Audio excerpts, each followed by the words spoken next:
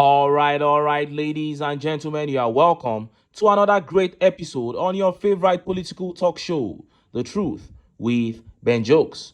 Now, the poverty and hopelessness in Nigeria maintains, and just as experts have predicted, the situation will only get worse. 3 days ago, it was reported that TINUBU approached the World Bank for another $500 million loan. And by now, we all know that apart from not being productive as a people, one of the major reasons the naira is worthless today is the numerous foreign loans that Buhari and Tinubu have taken. And in just 18 months, Tinubu has actually taken more loans than Buhari took in his first 3.5 years. What a disaster.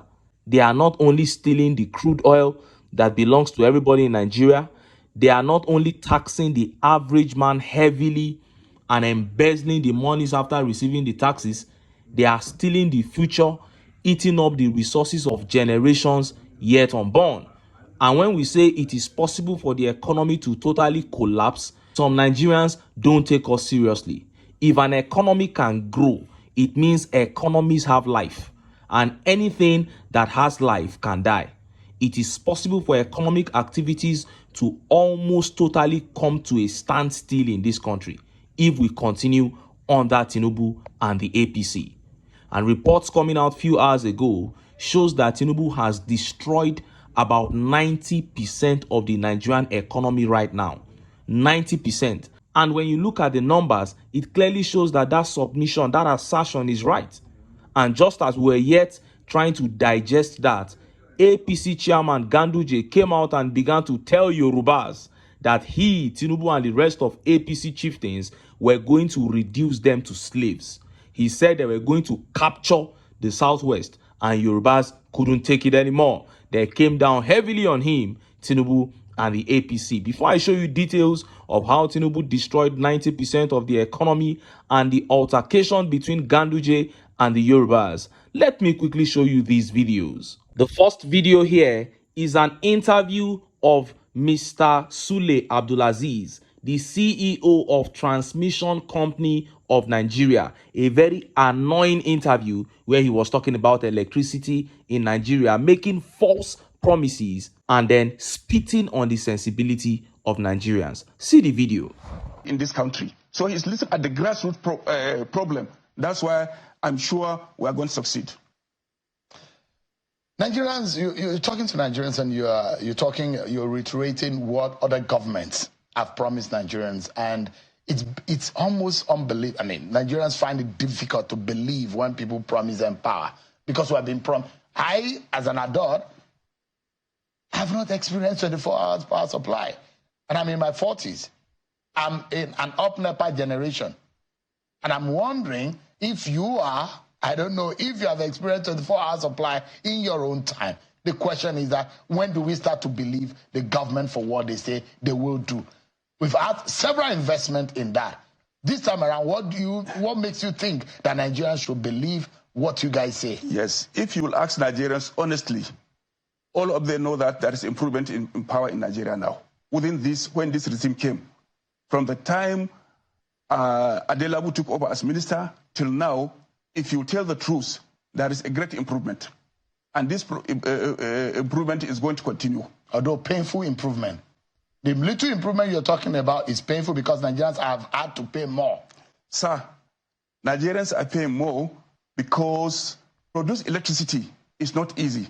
You can see the exchange rate. So it's not rocket science. It's not rocket science, sir. Other countries that are smaller than us, you look at Egypt, South Africa, Angola, Rwanda. These are countries that are nearly sufficient, and there are some countries are rated 12, 13, 14. But globally, Nigeria is rated badly. But what I say, sir, yes, electricity is now expensive in Nigeria. We are feeling it is expensive because we are getting it at a cheaper price.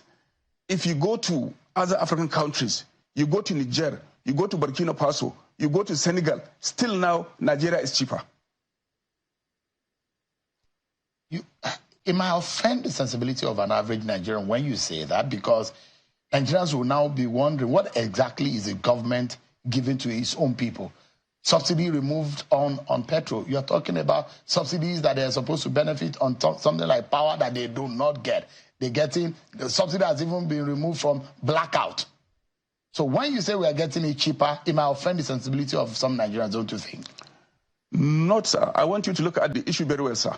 All the generation companies are not owned by the federal government.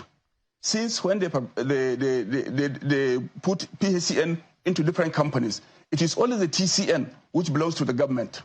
Now, all the generation companies are private companies. They buy their own materials, they build their own substations.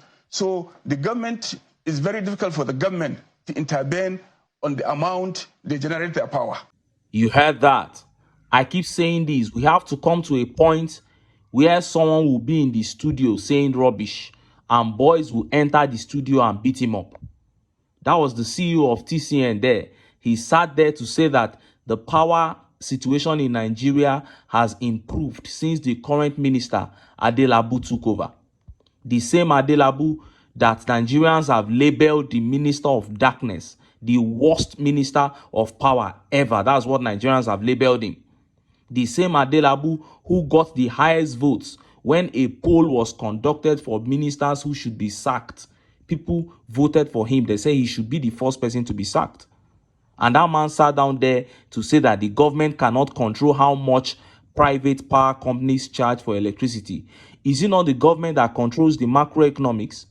Was it not TINUBU's policies that led to a tremendous increase in their cost of generating power, and that led to a tremendous increase in tariffs? Do these people think that Nigerians are fools? Well, I don't blame them, because they do and say all these things and they get away with it. And this is how it is going to continue until Nigerians stand up and say enough is enough. Now, let's take a look at this next video. This one is coming all the way from Benue State. See the video. Baka Camp, situated at North Bank within Makurdi Metropolis, officially closes and another door opens for its 3,698 internally displaced persons who are then relocated to yet another shelter along Makurdi-Bajimba Road. First of all, I want to appreciate God for this wonderful day and the Benue State government for them to make provision for us to leave this place. We have been suffering here, but I want to thank you because I'm very happy for this very day. No more rainfall in our rooms, no more erosion. I believe they will not be hungry. Our younger ones will be going to school. So I want to thank you people all for your efforts upon us. Thank you very much. My experience here is very bad because even the place that we used to sleep in the tent, rain, if you can see, even in the ground, rain, even up, rain. Sometimes we cannot have food. We always go to rice mill and use this chaff. After using this chaff, you will see the small. You will use the small rice that cut, then you will grind and eat it with your children. Now that the government is moving up to that camp, we know that place we are going to be happy there. We are going to have food. We are going to have everything because it's government that is taking it off. But what we want the government to do for us, even if you take us there, let it take us to our home. Because this giving of food, somebody give you food, tomorrow give you food again. That food will not help you. But if it is in our farm, that food will help us much than by giving us every day. That thing is not good. So you people should inform government so that we take us to our various homes so that we're going to be happy. It's a partnership between the state government and the International Organization for Migration which makes this possible, with the State Commissioner for Humanitarian and Disaster Management saying it will be continuous. You heard that. Over 3,600 people in that camp living in pain and agony. Now, that was just one of the numerous IDP camps in Benue State where people are suffering like that. And it took the United Nations to come and move them to a more decent camp. The United Nations will not Benue State government. The Benue State government is just organizing it. The United Nations are the major people behind that movement. And you heard one of the speakers saying, we want to return to our homes, not living like destitutes from one camp to another. This is our state. Why can't we return to our homes? Because the homes are not safe. Fulani headsmen, killers have taken over. But the government of Benue State, led by APC Governor Alia, the so-called Reverend Father, is there praising TINUBU and APC night and day, saying that they have done so much for the state. What a shame. What a shameless man. Well, the people of Benue State should better get up and help themselves. Now, let us look at those updates that have become the major talking points in the Nigerian political space. First of all, let's look at how TINUBU has destroyed over 90% of the economy. And next, the altercation between APC chairman GANDUJE and Yorubas. Let's take the first update. Hardship. Daily petrol consumption crashes by 92% under TINUBU report. Now, every informed Nigerian knows that the economy of this country is controlled by petrol. That is why a drop or rise in its price affects everything. So when they say that daily consumption of petrol in Nigeria has dropped by 92%, what they are saying in essence is that economic activities in Nigeria have dropped by 92%. Is a direct correlation. This is not a joke. When petrol sold for 617 naira per litre months ago, the president of Association of Small Businesses in Nigeria came out and said that 8 million small and medium scale businesses had died in this country. He said that some of their owners had even died with the businesses. And now it is selling at close to 1,500 naira per litre. So when they tell you that there is a 92% drop in the daily consumption of petrol, what they are telling you is that the economy, 92% of it is gone daily. This is a disaster.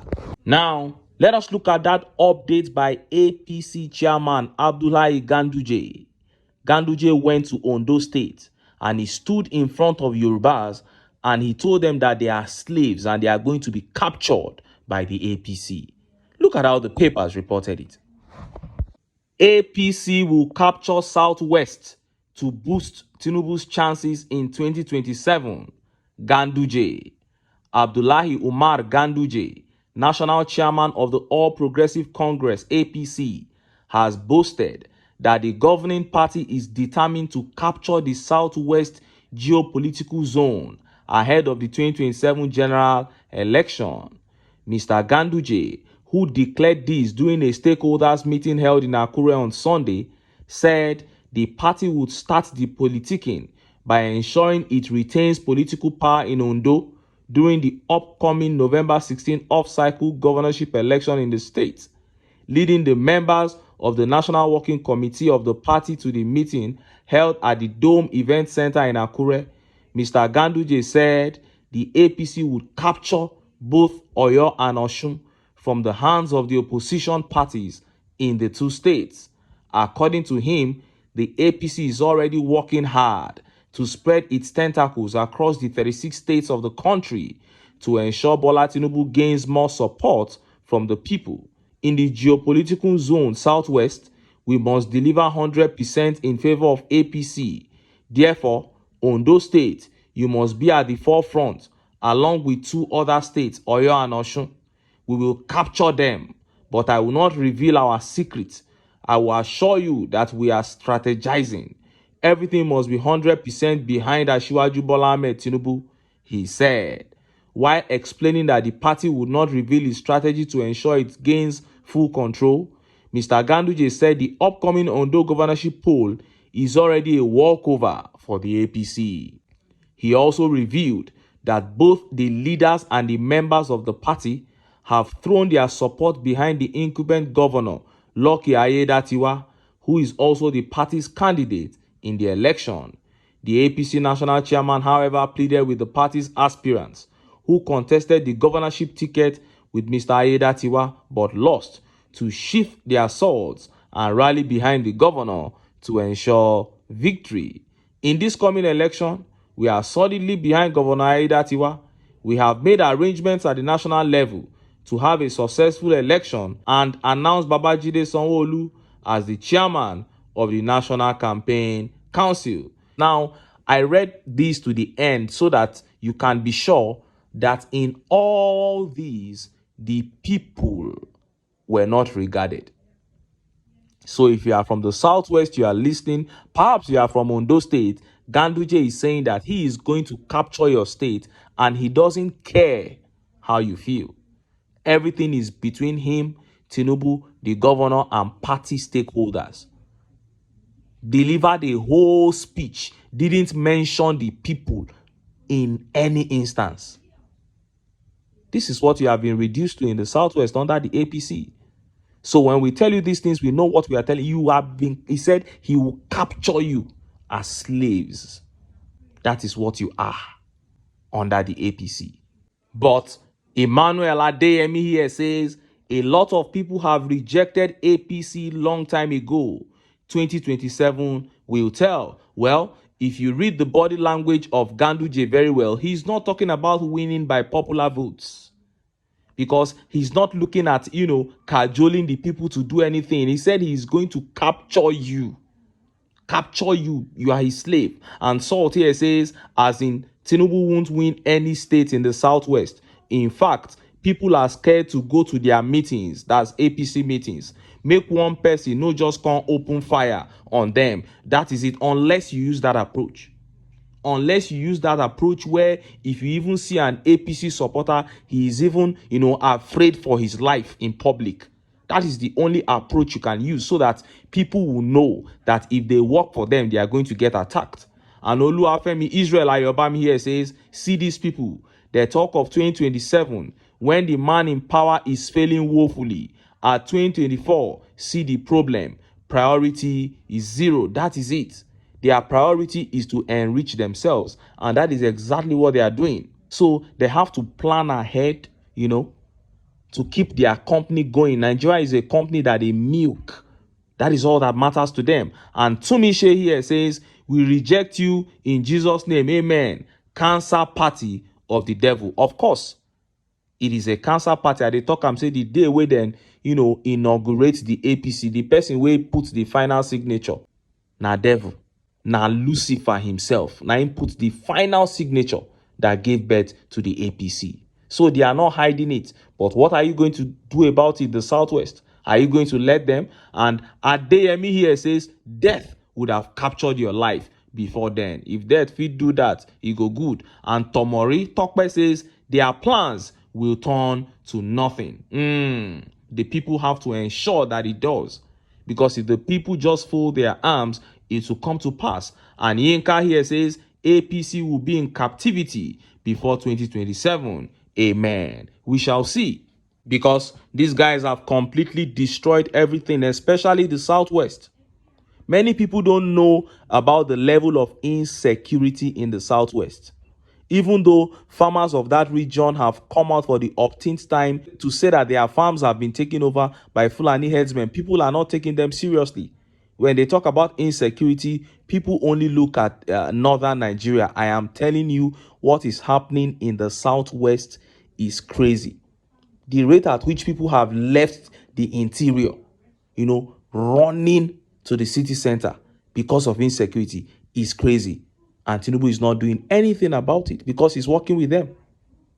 And how about out of school children? Everybody knows how serious the Southwest is, with the issue of education. We are talking about regions that love education in Nigeria.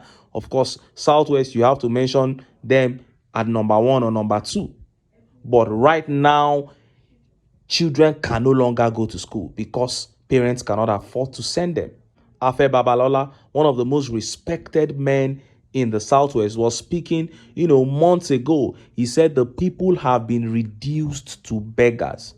People who had dignity, who used to provide for their homes before, have now been reduced to useless beggars. Look at the crowd that went to queue up for loaves of bread the other day, right there in the Southwest. These were things that we never used to see, before the APC came. We never saw all these things. And now they have come. This is what they have reduced Nigeria into. And Ganduje is telling them that this is just the beginning. They are going to come out to capture all of them. It is all about Tinubu. Life is all about Tinubu. We'll do everything to make sure that Tinubu continues. So the average Southwesterner is a nobody. His own life does not count. That is what they are saying. And I'm stressing this because I know that there are many people from the Southwest who watch my videos.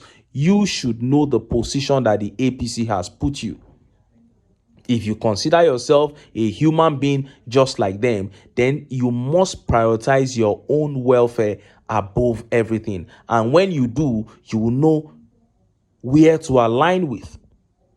We all know in this country, nobody can pretend not to know the person who has the people at heart, and that is Peter Obi. And that is why I keep telling Nigerians that now that we have somebody that we can even queue behind, and we know that he will do the right thing, Nigerians should take this opportunity now. Because the day this man will step away and say he's not doing again, this generation will pass away. You can't get one man that you can trust. Anyway, make I leave am here. Make I still enter town. Make I go get some ogbonge political news. Well, una go like. Why? Because now because of una. Now I dey here, so don't go away.